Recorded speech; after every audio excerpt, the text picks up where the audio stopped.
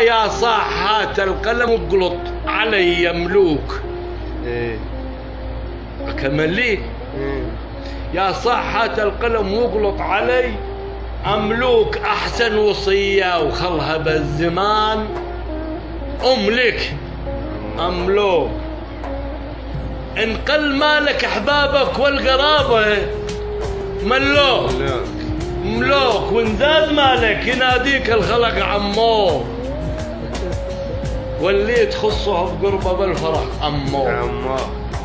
وحياة رب الذي أنزل برا وعمو أهل الدنانير في كل العصور ملوك. يعني قديم عندي يقول بشريف مكة يقول كثر الدراهم للجلالات وديك تجعل عيال الناس كأنهم عيالك، ومن شان مالك قالت الناس لبيك كل من يقول اقضي لزومك بدالك. هذا شريف مكة.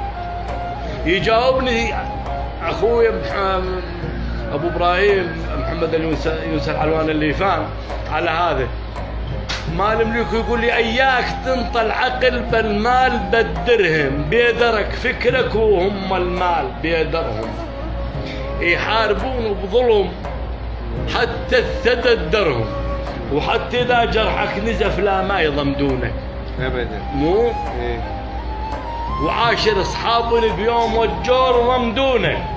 أهل الدنانير مو كلهم يضمدونك، بيهم كثيرين بدل صاحبه بدرهم. هذا هو الجواب.